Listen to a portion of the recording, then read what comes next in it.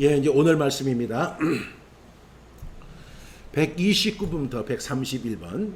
베드로가 선포한 내게 있는 이것은 무엇입니까? 함께 선포하겠습니다. 베드로 사도행전 3장 6절부터 8절 말씀. 베드로가 이르되 은과 금은 내게 없거니와 내게 있는 이것을 내게 주노니 나사렛 예수 그리스도의 이름으로 일어나 걸으라 하고 오른손을 잡아 일으키니 발과 발목이 곧 힘을 얻고 뛰어 서서 걸으며 그들과 함께 성전으로 들어가면서 걷기도 하고 뛰기도 하며 하나님을 찬송하니. 사도행전 3장 6절부터 8절 말씀. 아멘 아멘. 이게 정말 베드로가 했던 가장 위대한 메시지 중에 하나입니다. 은과 금은 내게 없거니와 내게 있는 이것을 내게 주노니 나사렛 예수의 이름으로 일어나 걸으라. 은과 금은 내게 없다. 그런데 내게 있는 이것이 있다. 이것을 내게 준다. 그것은 바로 나사렛 예수 그리스도의 이름으로 일어나 걷는 것이다 라고 이렇게 선포합니다. 여기서 가만히 보세요. 6절 말씀을 보면 이것이 기도가 아니에요. 베드로가 이르되 이것을 선포했다는 거죠. 은과 금은 내게 없다. 그러나 내가 가진 이것이 있다. 이것을 내게 준다. 그것은 바로 나사렛 예수의 이름으로 일어나 걸으라 하고 그 오른손을 잡아 일으키니까 발과 발목이 힘을 얻고 뛰어서서 걸으며 그들과 함께 성전으로 들어가면서 걷기도 하고 뛰기도 하며 하나님을 찬송했다 하는 말씀입니다. 여러분, 오늘 저는 이 말씀을 두면서 네 가지 케이스가 있다고 합니다. 여러분 한번 보세요. 오늘 베드로는 뭐라고 했냐면 은과 금은 없지만 내게 있는 이것이 있다라고 이야기했고요. 또 이런 케이스가 있죠. 은과 금은 없지만 내게 있는 이것도 없어요. 나는 은과 금도 없어요. 근데 내게 있는 이것도 없어요. 세 번째, 은과 금은 내게 있다. 그렇지만 내게 있는 이것은 없다. 네 번째, 은과 금은 있다. 그러나 내게 있는 이것은 이것도 있다. 아니, 그 3번이 그죠? 은과 금은 있고 내게 있는 이것도 있다. 네 번째, 은과 금은 있지만 내게 있는 이것은 없다. 여기 네 가지 케이스가 있죠. 베드로의 케이스는 1번 케이스입니다. 그럼 여러분 여기서 1번, 2번, 3번, 4번 가운데 가장 이상적인 케이스는 뭐라고 생각하세요? 1번, 은과 금은 없지만 내게 있는 이것이 있다. 이거 베드로가 이야기한 내용이고. 2번째, 은과 금은 없지만 내게 있는 이것도 없다. 이건 아닌 것 같아요. 3번, 은과 금도 있고 내게 있는 이것도 있다. 4번, 은과 금은 있지만 내게 있는 이것은 없다. 여러분 여기서 가장 이상적인 모습이 어떤 거라고 생각하세요?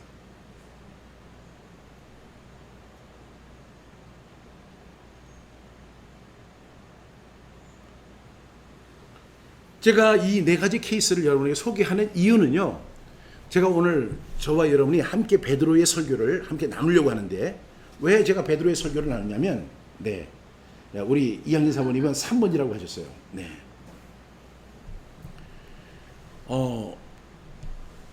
가장 우리가 이상적인 케이스가 뭘까? 복음의 역사가 일어나고 기적과 역사가 나타나고 하나님의 능력이 나타나게 하는 방법은 무엇일까? 1번, 은과 금은 내게 없지만 내게 있는 이것은 있다. 2번은 은과 금은 없지만 내게 있는 이것도 없다. 이거는 정말 비극적인 것 같아요. 3번, 은과 금은 있다. 또 있고 내게 있는 이것도 있다. 저기 지금 아멘이 막 나옵니다. 4번, 은과 금은 있는데 내게 있는 이것은 없다. 정말 하나님의 역사와 능력과 기적과 그리고 그 많은 사역의 열매들이 어디에서 나타날까요? 베드로의 설교를 우리가 함께 나눠보도록 하겠습니다. 제가 오늘 그 말씀을 준비했지만 사실은요, 제가 준비한 내용보다 베드로의 설교가 너무 훌륭하고요. 아마 베드로의 사역 기간 중에 가장 훌륭했던 설교가 바로 이 설교가 아닌가 싶어요. 그래서 이 설교를 우리 함께 같이 나누는 시간을 갖도록 하겠습니다. 우리 1절부터 우리가 함께 나눌 말씀은 사도행전 3장 1절부터 4장 31절 말씀까지인데요. 이 말씀이 다 연결이 돼 있어요. 그래서 잘 들어보셔야 되고 제가 이 말씀을 할 때마다 제가 상상을 해요. 무슨 상상을 하냐면 이런 상상을 합니다. 제가 마치 그 현장에 있었던 것처럼, 그리고 마치 제가 베드로가 된 것처럼, 아니 베드로는 못 되고 그 옆에 있는 요한이 된 것처럼 제가 막 상상을 하면서 그것을 지켜보고 있는 거예요. 여러분도 한번 상상을 해보세요. 그것을 창조적 상상력이라고 하는데, 하나님은 우리를 하나님께서 하나님의 형상대로 지음을 받았다 이렇게 이야기할 때, 영어로 얘기하면 image of God, 그러니까 하나님의 이미지를 가지고 있다는 거죠. 그러니까 우리가 이미지를 하면 상상하는 거예요. 그러니까 우리는 상상할 수 있는 능력이 있어요. 그래서 여러분 한번 상상해 보시면서, 그리고 여러분들이 2000년 전 그 현장으로 한번 들어가면서 이 상황을 한번 지켜볼 수 있기를 바랍니다. 1절, 제9시 기도 시간에 베드로와 요한이 성전에 올라갈새. 제9시 기도 시간이라고 하는 것은 유대인들은 이렇게 하루 해지부터 다음날 해지는 시간이 이렇게 구성이 돼요. 그러니까 우리는 아침부터 시작하잖아요. 이렇게. 그렇지만 유대인들은 저녁 6시가, 오늘 저녁 6시가 하루의 시작입니다. 그래서 그 유대인들의 시간에 플러스 6을 하면 우리의 시간이 됩니다. 그러니까 제9시, 그러니까 지금 한국 시간으로는 뭐냐면 15시, 그러니까 오후 3시 정도 된 거예요. 유대인들은 하루에 3번 기도하죠. 그래서 아침 9시에 기도합니다. 그리고 12시에 기도하고 오후 3시에 기도합니다. 그런데 이 기도 시간이라고 하는 것이 어떻게 이루어지느냐, 여러분 너무나 잘 아시죠? 하루에 3번 테필린을 선포하는 시간이에요. 테필린의 말씀, 구원의 말씀, 헌신의 말씀, 신앙 예성의 말씀, 축복의 말씀을 선포합니다. 그 책을 가지고도 해요. 그러면서 그 책에 키스를 합니다. 하나님, 이 말씀을 사랑합니다. 이 말씀을 지킬 수 있도록 도와주십시오. 이 말씀대로 살기를 원합니다. 이렇게 하면서 그 말씀을 선포한 다음에 기도하는 거예요. 그래서 그 선포하는 데는 한 5분밖에 안 걸리거든요, 유대인들이. 근데 그 기도 시간이 1시간 정도 이렇게 이어질 수 있기 때문에 사람들은 기도하는 시간이다 이렇게 정의하지만, 엄밀하게 치면은 테필린을 선포하는 시간입니다. 하루에 3번 하죠. 아침 9시, 그리고 정오 12시, 그 다음에 오후 3시 합니다. 그러니까 지금 베드로와 요한이 제9시 오후 3시에 베드로와 요한이 성전에 올라갔습니다. 그러니까 여러분 꼭 아셔야 돼요. 예수님 당시에도요, 테필린을 선포했습니다. 예수님 십자가에 달려 돌아가신 그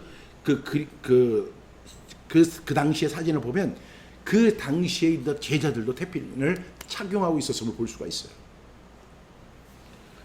2절, 나면서 못 걷게 된 이를 사람들이 메고 오니 이는 성전에 들어가는 사람들에게 구걸하기 위하여 날마다 미문이라는 성전문에 두는 자라. 나면서부터 못 걸었어요. 이 사람은 선천적 장애, 후천적 장애가 아니라 선천적 장애를 갖고 있는 이 사람입니다. 이 사람의 이름도 없어요. 이 사람의 이름도 기록하지 않아요. 그런데 이 사람은 아무것도 할 수 없으니까 이 사람을 이용해서 사람들이 돈벌이를 하는 거예요. 그래서 이 사람을 이 무게가 있으니까 여러 사람이 메고 옵니다. 메고 와서 성전에 들어가는 사람들에게 구걸하도록 하는 거예요. 그리고 이 사람이 들어가서 앉아서 구걸하는 자리가 바로 성전 여러 문이 있는데 그중에 미문이라고 하는 아름다운 문으로 들어가는 그 길 앞에서, 그 문 앞에서 구걸을 하고 있습니다. 3절, 그가 베드로와 요한이 성전에 들어감을 보고 구걸함을. 이 사람은 기본적인 셋 포지션이 돼 있어요. 그 셋 포지션이 뭐냐면 바로 구걸하는 거예요. 그래서 사람들만 보면 손이 나가는 거예요. 이렇게 손이 나가는 거예요. 오늘 우리가 오늘 3가지 이론을 이야기했잖아요. 4가지 이론. 은가금은 없지만 내게 있는 이것이 있다. 은가금은 있지만 없지만 내게 있는 이것이 있다. 은가금은 있지만 내게 있는 이것도 있다. 은가금은 있지만 내게 있는 이것이 없다. 요 4가지를 제가 왜 오늘 이야기하냐면, 이것은 돈의 문제예요. 돈의 문제고 재물의 문제거든요. 근데 이 모든 문제를 베드로의 설교가 완전히 다 해결해 줘요. 그가 베드로와 요한이 성전에 들어가려 함을 보고 셋 포지션이 돼서 바로 그냥 이게 손이 이렇게 나가는 거예요. 구걸해 달라는 거죠. 돈을 달라고 하는 거예요. 근데 4절에 보니까 베드로와 요한이 더불어 주목하여 이르되 우리를 보라 하니, 아니 지금 베드로와 요한이 그 성전 미문으로 들어가다가 그 사람하고 눈이 마주치는데 그 사람은 쳐다보지도 않아요. 그냥 사람의 인기척이 나면 그냥 소리 나가는 거예요. 그러면 그 무관하잖아요. 돈을 줄 수 있는 사람 같으면 돈을 딱 그게 주면 되는데, 돈을 줄 수도 없는 사람이 그 거린에게, 안진뱅이에게 이렇게 이야기합니다. 우리를 봐라, 우리를 봐라, 이렇게 이야기하는 거예요. 그렇게 이야기할 때는 뭔가 뒷배가 있는 거예요. 그래서 5절에 그가 그들에게서 무엇을 얻을까 하여 바라보거늘, 우리를 보라고 했으니까 뭔가를 크게 줄 것이라고 기대하고 지금 그 세 포지션을 하고, 그리고 나서 눈을 크게 뜨고 베드로와 요한을 딱 쳐다본 거예요. 너무 좋아, 이거 오늘 대박이야, 오늘 횡재했어. 아무도 우리를, 그냥 어떤 사람은 그냥 가벼운 한 데나리온 툭 던지고, 어떤 사람은 한 문화 탁 던지고 그냥 들어가 버리고 마는데, 이 사람 우리를 봐라, 이러니까 엄청난 일이 일어날 것처럼 보이는 거예요. 오늘 횡재했다, 대박이다, 와, 이러면서 이 사람이 무엇을 얻을까요? 바라보거늘. 그때 베드로가 이렇게 이야기를 합니다. 베드로가 이르되 은과금은 내게 없거니와 내게 있는 이것을 내게 주노니 나사렛 예수 그리스도의 이름으로 일어나 걸으라 하고. 아니 베드로가 그 사람에게 하는 게, I have no money, 나는 은과 금은 없다. 그러나 내가 가진 이것을 내게 준다. 그것은 바로 나사렛 예수의 이름으로 일어나 걷는 것이다 하고 그 오른손을 잡아서 일으킵니다. 그 사람은요 지금 전혀 예상을 못한 거예요. 이 사람한테서 한 데나리온을 받으면 오늘 대박이에요. 그런데 이 사람은 지금 돈 줄 생각 안 하고 입으로 이야기를, 은과 금은 내게 없다. 그 사람의 기대를 완전히 차단시켜 버립니다. 그리고 나서 이야기하기를, 내가 가진 이것을 내게 준다. 아니 돈은 없지만 다이아몬드를 줄지도 모르지. 돈은 안 주지만 어쩌면 집 문서를 줄 수도 있지. 아니면 아파트 키를 줄 수도 있지. 이 사람은 온갖 기대를 가지고 바라본 거죠. 근데 그때 베드로가 이야기합니다. 나사렛 예수의 이름으로 일어나 걸으라 하고. 여러분 정말로 이 안진뱅이는요 정말로 자기에게 필요한 것이 무엇인지를 몰랐던 사람이에요. 이 사람은 날마다 구걸해서 한 푼 한 푼 받아가지고 그걸 가지고 생명을 연장하는 그 일에만 애썼던 사람이에요. 그리고 베드로와 요한도 그런 범인에 불과하다고 생각했어요. 근데 베드로는 나사렛 예수의 이름으로 일어나 걸으라 하고 잡아 일으키니까 오른손을 잡아 이렇게 발과 발목이 힘을 얻고, 그 다음에 보니까 8절에 뛰어서서 걸으며 그들이 함께 성전으로 들어가면서 걷기도 하고 뛰기도 하며 하나님을 찬송하니. 발목에 힘이 생기니까 그 즉시로 뛰어서서 걸으며 그들이 누구예요? 베드로와 요한과 함께 성전으로 들어가면서 이거 걸어보고 뛰기도 하고 그러면서, 이게 무슨 일이야 도대체, 내 생에 이게 어떻게 이런 일이 벌어졌지? 나는 한 번도 걸어본 적이 없는 사람이야. 나는 한 번도 뛰어본 적이 없는 사람이야. 나는 늘 불평과 불망 속에서 살았던 사람이야. 근데 이게 어떻게 된 일이지? 내가 저들에게 한 것도 하나도 없는데 하면서 하나님을 찬송하기 시작합니다. 그것을 제3자가 보는 거예요. 9절 말씀에 보니까 모든 백성이 그 걷는 것과 하나님을 찬송함을 보고, 그 안진뱅이 나면서부터 안진뱅이 된 것을 그 사람들은 제9시 기도 시간을 항상 그 시간을 지키는 사람들이잖아요. 그리고 항상 성전 미문으로 다니는 사람들은 그 미문으로 다니기 때문에 이 사람을 꼭 알아요. 근데 그 백성들이 걷는 것과 하나님을 찬송함을 보고 그 안진뱅이가 막 걷기도 하고 뛰기도 하고 하나님을 막 찬송하니까 10절에 그가 본래 성전 미문에 앉아 구걸하던 사람인 줄 알고 그에게 일어난 일을 하여 심히 놀라며 놀랍게 여기며 놀라니라. 그런 일이 벌어진 거예요. 여러분, 베드로는 이러한 일을 행했습니다.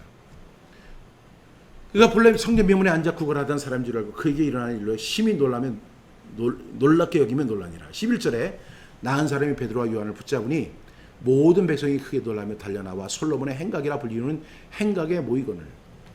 여러분, 그 사람이 낳은 사람이 너무너무 감사한 거예요.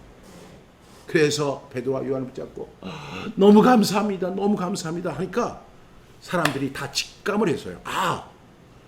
저 나면서부터 안진뱅이 되었던 저 사람을 고쳐준 사람이 바로 저 두 사람인가 보다. 그래서 백성들이 크게 놀라면서 달려 나와서 그 솔로몬 행각이라고 하는 그 야외로 밖으로 나온 거예요.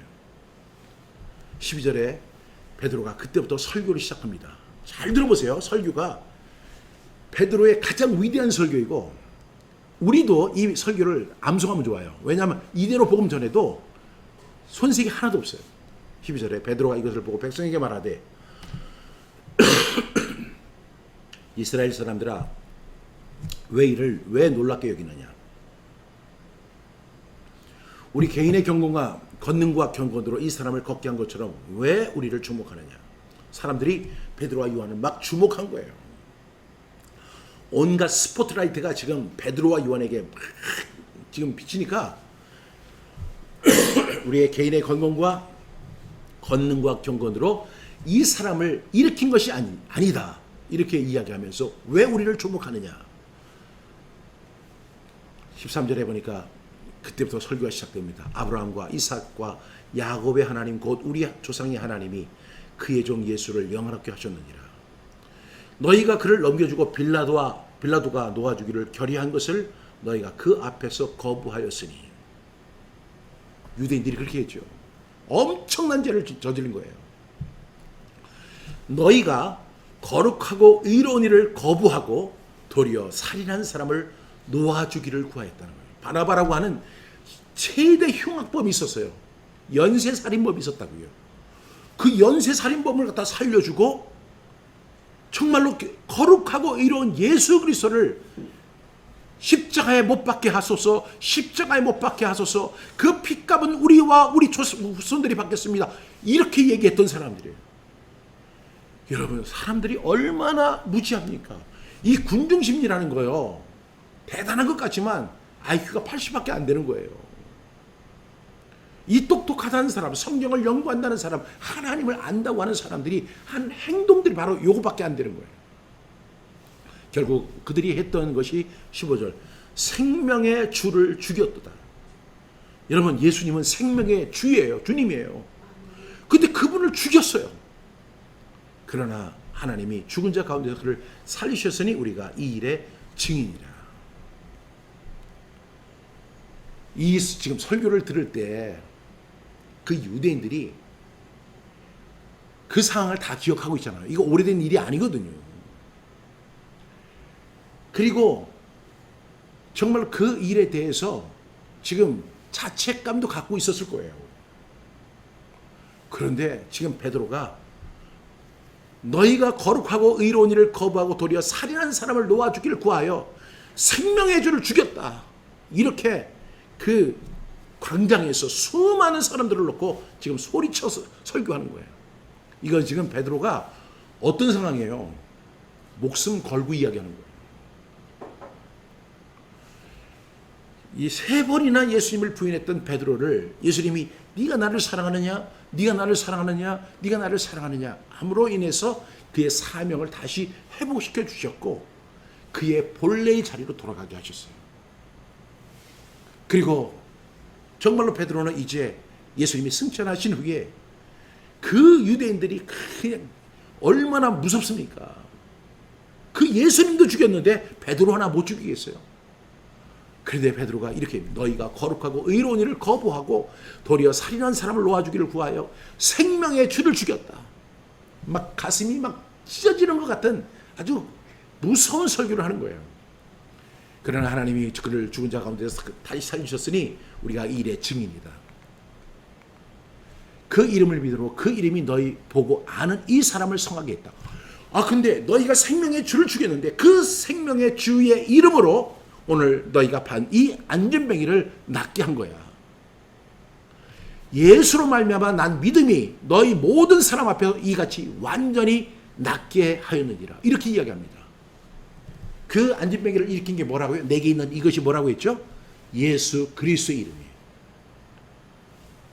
17절에 베드로가 이렇게 위로의 차원의 설교를 합니다. 형제들아, 너희가 알지 못해서 그랬는지 하였으며 너희 관리들도 그리한 줄 아노라. 그리고 18절에 이것이 성경 속에 있음을 이야기합니다. 그러나 하나님이 모든 선지자의 입을 통하여 자기의 그리스도께서 고난받으실 일을 미리 알게 하신 것을 이와 같이 이루셨느니라. 하나님이 이거 이루신 거예요.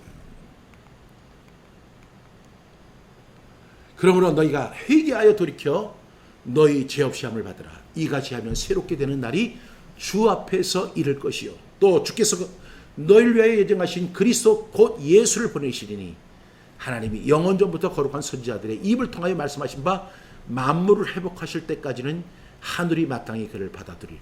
이렇게 이야기합니다. 그러면서 모세의 설교를 얘기해요. 모세가 말하되 주 하나님이 너희를 위하여 너희 형제 가운데서 나 같은 선지자 하나를 세울 것이니 너희가 무엇이든지 그의 모든 말을 들을 것이라. 누구예요? 예수 그리스도의 나타나심을 모세가 이야기했다는 거예요.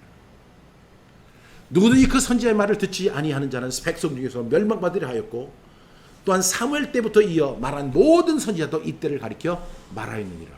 지금 이 베드로가 설교를 할 때 그 스데반이 설교한 것처럼 그냥 그 모세부터 시작해가지고 쭉 이제 선지자들의 이야기 사무엘 때까지 모든 것을 다 이야기합니다. 너희는 선지자들의 자손이요 또 하나님이 너희 조상과 더불어 세우신 언약의 자손이라. 아브라함에게 이르시기를 땅의 모든 족속이 너희 씨로 말미암아 복을 받으리라 하셨으니 하나님이 그 종을 세워 복 주시려고 너희에게 먼저 보내사 너희로 하여금 돌이켜 각각 그 악함을 버리게 하셨느니라. 베드로가요 정말 명설교를 합니다. 그 다음에 이제 4장 1절로 갑니다. 이제 그 설교를 들은 거예요. 거기에 수많은 사람들이 있었어요. 사도들이 백성에게 말할 때, 사도들이 누구예요? 베드로와 요한이죠. 백성에게 말할 때 제사장들과 성전 맡은 자와 사두개인들이 이르러. 거기에 보니까 이제 여러분 그 회당은 시나고그는 바리새파 사람들이 집결 하는 데예요. 근데 성전은 사두개 후예들, 그러니까 사두개파 사람들이 성전을 맡아서 있어요. 그래서 성전 중심의 신앙을 하는 사람들이 사두개파 사람들입니다. 그런데 제사장들과 성전 맡은 자와 사두개인들이 이르렀습니다. 예수 안에 죽은 자의 부활이 있다고 백성을 가르치고 전함을 싫어하여 그들을 잡음에 날이 이미 저물었으므로 이틀까지 가두었으나 베드로와 요한을요 더 이상 말을 못하게 하기 위해서 그 복음 전하는 게 싫으니까 그들을 잡아서 이튿날까지 감옥에 가둬버립니다. 그래서 베드로와 요한이 지금 옥에 가두었습니다. 근데 4장 4절에 보면 아주 기가 막힌 이야기가 나오죠. 말씀을 들은 사람 중에 믿는 자가 많으니 그 베드로와 요한이 설교를 할 때 베드로의 설교를 듣고 믿는 자가 많으니 몇 명인 줄 아세요? 남자의 수만 5천이나 되었더라. 남자만 5천 명이 마음으로 믿은 거예요. 예수님을 믿은 거예요.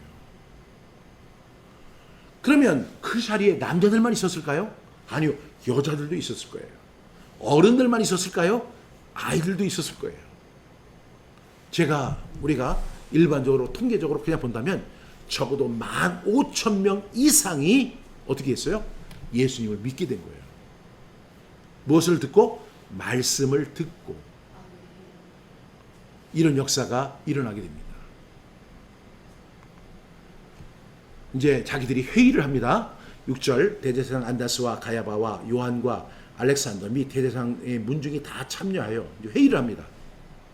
7절 사도들을 가운데 세우고 묻되 이제 그들이 딱 회의를 한 다음에 베드로와 요한을 가운데 딱 세워요.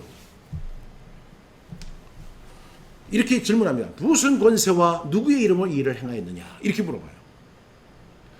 여러분 항상 유대인들이 잘못하는 것은 자기들은 하나님으로부터 신적 권위를 갖고 있다고 생각해요. 그래서 이렇게 복음을 전하는 그 예수님을 향해서 누가 너에게 이런 말할 권세를 주었느냐? Who gave authority to do this? 이런 일을 했느냐 이렇게 하는데 똑같은 질문을 하는 거예요. 무슨 권세와 누구의 이름으로 이 일을 행하였느냐 이렇게 질문합니다. 여기서 베드로의 2차 설교가 나와요. 이에 베드로가 성령이 충만하여 이르되 백성의 관리들과 장로들아 잘 들어라 이렇게 이야기합니다.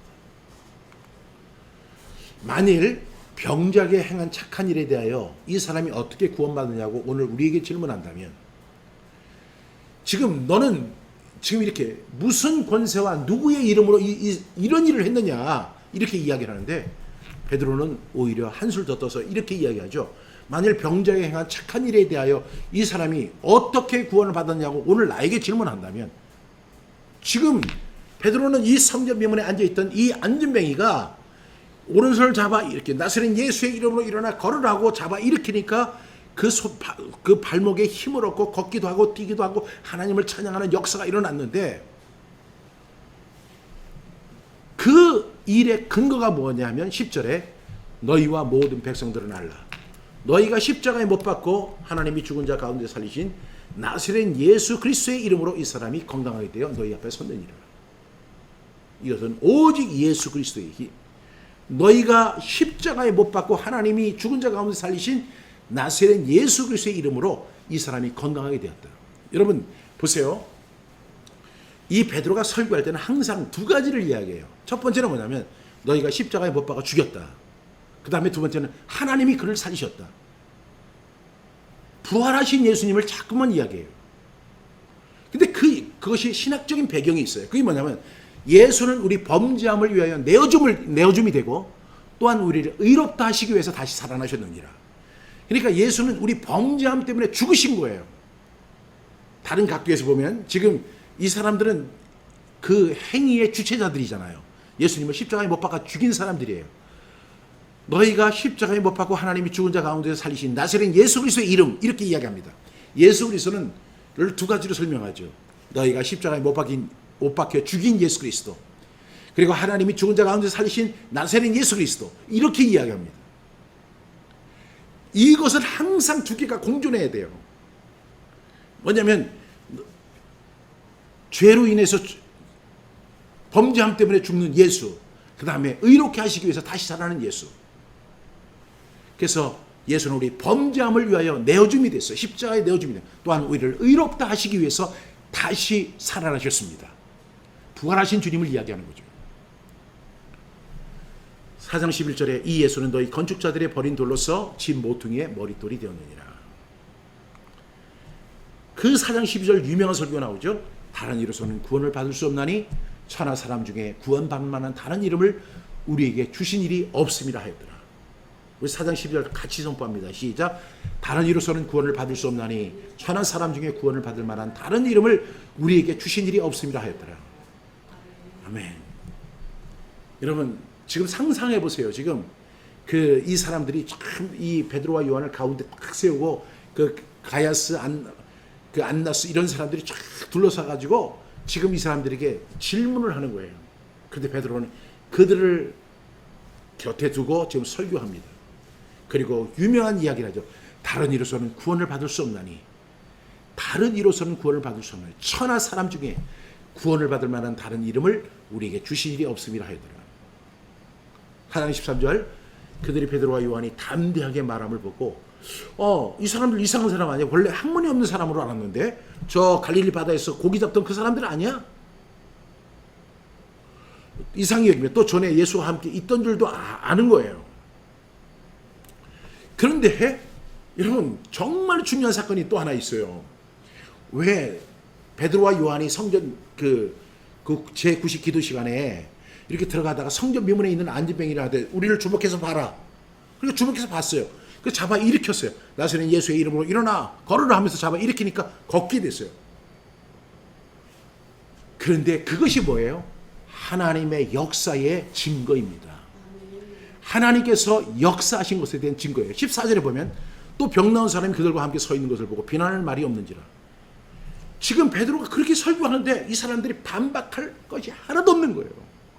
저 사람들은 원래 그렇게 지식이 많은 사람들이 아닌데 그리고 저 사람들이 예수 따라다녔던 제자들인 건 맞는데 좀 반박하고 아니야 라고 얘기하고 싶은데 그 병 나은 안진뱅이가 지금 그들 가운데 서 있는 거예요. 그래서 비난할 말이 하나도 없는 거죠. 여러분 한번 상상해 보세요. 그들이 얼마나 곤경에 처하고 난처해졌겠어요. 그리고 그 전날 무슨 일이 일어났어요.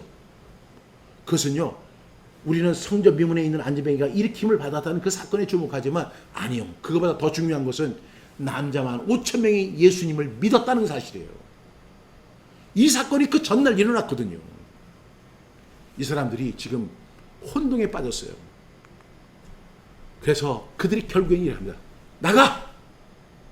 이 사람들을 더 이상 여기 있게 하지 마! 그래서 공회에서 나가라 하고 자기들끼리 그 사람들을 내보낸 다음에 보내면서 의논하는 거예요. 이 사람들을 어떻게 할까? 그들 말미암아 유명한 표적 나타날 것이 예루살렘에 사는 모든 사람에게 알려졌으니 우리조차도 부인할 수 없잖아.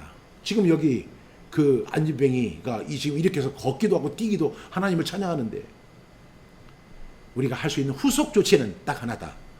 이것이 민간에 덮어지지 못하게 그들을 위협해서 이후에는 이 이름으로 아무에게도 말하지 말게 하자. 그래서 너 있잖아. 내가 너희들 풀어줄게. 석방시켜줄게. 대신에 조건이 하나 있다. 절대로 예수의 이름 얘기하지 마. 그리고 예수의 이름으로 아무 말도 하지 마. 이렇게 이야기하는 거예요. 그럼 여러분은 어떻게 하시겠어요? 아마 이렇게 할 거예요. 아유 감사합니다. 목숨만 살려주셨으니 너무 감사합니다. 그래서 그들을 불러 경고하여 이 도무지 예수의 이름으로 말하지도 말고 가르치지도 말라 하니 그때 4장 19절 베드로와 요한이 대답하여 이르되 하나님 앞에서 너희의 말을 듣는 것이 하나님의 말씀을 듣는 것보다 옳은가 판단하라. 와, 이거는 완전히 설상가상이에요. 더 담대한 거예요. 더 성령이 충만한 거예요. 4장 20절 우리는 보고 들은 것을 말하지 아니할 수 없다. 이렇게 얘기합니다. 우리는 보았다. 우리는 들었다. 그것을 어떻게 말하지 않을 수가 있냐. 여러분 이것이 바로 세상을 이기는 능력입니다. 여러분 지금 베드로가 총을 가졌습니까? 칼을 가졌습니까? 돈을 가졌습니까? 아무것도 가진 것이 없어요. 그런데 베드로가 지금 세상을 이기고 있고 그들을 정복하고 있는 거예요. 21절 관리들이 백성들 때문에 그들을 어떻게 처벌할지 방법을 찾지 못하고 다시 위협하여 놓아주었으니 이는 모든 사람이 그 된 일을 보고 하나님께 영광을 돌리리라. 여기 보니까 이는 모든 사람이라고 해요. 모든 사람. 거기에 참석했던 모든 사람이 다 하나님께 영광을 돌리는 거예요. 와. 22절 이 표적으로 병난 사람은 40여 세나 되었더라. 한 40살 정도 된 사람이에요. 이제 사도들이 노예였어요. 23절 노임의 그 동료에 가서 제사장과 장로들의 말을 다 알리니 24절 그들이 듣고 한 마음으로 하나님께 소리를 높여 이르되 대주제여 천지와 바다와 그 가운데 만물을 지으신 이시여 하나님 앞에 감사하는 거예요. 또 우리 조상 다윗의 입을 통하여 성령으로 말씀하시기를 어찌하여 열방이 분노하고 족속들이 허사를 경영하였는고. 이게 어디에 나오는 거죠? 시편 2편에 나오는 거죠. 세상의 군왕들이 나서며 관리들이 함께 모여 주와 그의 그리스도를 대적하신다 하신 이로소이다. 시편 2편에 나오는 말씀이에요. 27절 과연 헤롯과 본디오 빌라도는 이방인과 이스라엘 백성과 합세하여 하나님께서 기름 부으신 거룩한 종 예수를 거슬러 28절 하나님의 권능과 뜻대로 이루려고 예정하신 것을 행하려고 이 성에 모였나이다. 29절 주여 이제도 그들을 위협함을 굽어보시고 또 종들로 하여금 담대히 하나님의 말씀을 전하게 하여 주시오며 30절 손을 내밀어 병을 낫게 하시었고 표적과 기사가 거룩한 종 예수의 이름으로 이루어지게 하옵소서 하였더라. 31절 빌기를 다음에 모인 것이 진동하더니 우리가 다 성령이 충만하여 담대히 하나님의 말씀을 전하니라. 여러분 우리는 성전 미문에 있는 안진뱅이가 걸었네, 뛰었네, 하나님을 찬송했네 여기에 포커스를 두지만 아니죠. 이 결론은 뭐예요? 빌기를 다음에 모인 곳이 진동하면서 무리가 다 성령에 충만해져서 담대히 하나님의 말씀을 전하게 되는 역사가 일어납니다. 이 얼마나 놀라운 일이에요. 그런데 제가 오늘 질문했잖아요. 4가지 케이스가 있다고요. 그러면 가장 이상적인 케이스는 뭘까? 은과 금은 내게 없지만 내게 있는 이것이 있다. 2번째, 은과 금도 없고 내게 있는 이것도 없다. 3번째, 은과 금도 있고 내게 있는 이것도 있다. 4번째, 은과 금은 있지만 내게 있는 이것은 없다. 그래서 어떤 것이 가장 이상적인 걸까요? 여러분, 기적과 역사가 일어나기 위해서는 1번만 존재할 수밖에 없는 거예요. 3번은요, 기독교의 타락의 징조예요. 하나님의 복음이 전해지면, 그리고 정말로 성령에 충만해서 그 하나님의 예수 그리스도 이름으로 그 선포하고 역사하고 그리고 담대히 하나님의 말씀을 복음을 전할 때 은과 금의 물질은 그 다음에 나오게 돼요. 여러분, 우리가 여기서 그러니까 3번이 가장 이상적이라고 생각하는 분들이 되게 많아요. 대다수가 그래요. 은과 금도 있고 내게 있는 이것도 있으면 얼마나 이상적이야. 여러분, 이러면 절실하지 않아요. 은과 금이 있기 때문에 그거 가지고 오늘 옷은 뭐 사지? 밥은 뭐 맛있는 거 먹지? 그리고 집은 몇 평으로 가야지? 맨날 이것만 생각해요. 내게 있는 이것이 능력을 발휘를 못하는 거예요. 지금 성전 미문에 있는 안전뱅이가 제일 먼저 이렇게 세포치셔를 했던 것이 뭐냐면 구걸하는 거예요. 돈을 얻겠다는 거예요. 돈의 문제입니다. 그렇지만 베드로는 나는 돈이 없다. 은과 금은 없다. 그러나 내가 가진 이것이 있다. 곧 나사렛인 예수의 이름으로 일어나 걸으라. 그로 인해서 그 예루살렘 성에 소동이 일어나게 됩니다. 무슨 소동이죠? 복음의 소동이 일어나죠. 다른 이로서는 구원을 받을 수 없나니 천하 사람 중에 구원을 받을 만한 다른 이름을 너희에게 허락하신 일이 없다. 오직 예수 그리스도의 이름. 너희가 십자가에 못 박힌 죽인 예수 그리스도, 또 그를 죽은 자 가운데서 다시 살리신 하나님. 그래서 예수는 십자가에 못 박혀 죽었다가 다시 부활하여 우리를 의롭게 하신 예수 그리스도십니다. 이 문제에 우리가 집중하면 은과 금의 문제는 그 다음에 나오는 것이죠. 그래서 4장 32절부터 37절이 이어지는 거예요. 31절까지 우리 함께 나눴죠. 32절, 믿는 무리가 다 한 마음과 한 뜻이 되어 모든 물건을 서로 통용하고 자기 재물을 조금이라도 자기 것이라 하는 이가 하나도 없더라. 성령이 충만하니까, 그리고 그들이 담대히 하나님의 말씀을 증거하는 사람이 되다 보니까 무리가 한 마음과 한 뜻이 됐다는 거예요. 그리고 서로 물건을 서로 통용하고 자기 재물을 조금이라도 자기 것이라 하는 이가 하나도 없다는 거예요. 33절, 사도들이 큰 권능으로 주 예수의 부활을 증언하니 무리가 큰 은혜를 받아. 큰 권능으로 주 예수의 부활을 증언했어요. 그는 다시 살아나셨습니다. 그는 다시 살아나셨습니다. 우리를 의롭게 하시기 위해서 그는 다시 살아나셨습니다. 너희가 십자가에 못 박힌 예수 그리스도, 그는 우리의 범죄함을 위하여 내어줌이 되었습니다. 그러나 그는 우리를 다시 의롭게 하시기 위해서 다시 살아나셨습니다. 여러분, 내용은 굉장히 간단한 거예요. 그렇지만 여기에 키포인트가 있고 여기에 기독교가 있는 것이고 여기에 생명이 있는 겁니다. 그렇죠. 큰 권능으로 주 예수의 부활을 증언하니 무리가 큰 은혜를 받았어요.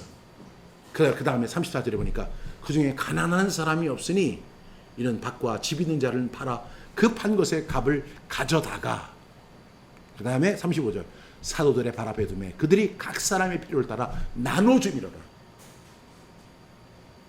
그 성전 미문에 앉아있는 그 안전뱅이는 그 어떻게든지 사람들에게 구걸하여 동전 한 푼을 갖다 얻기를 원하였고, 그로 인한 수입을 그 주위에 있는 사람들이 그들을 이용해서 가지려고 했잖아요.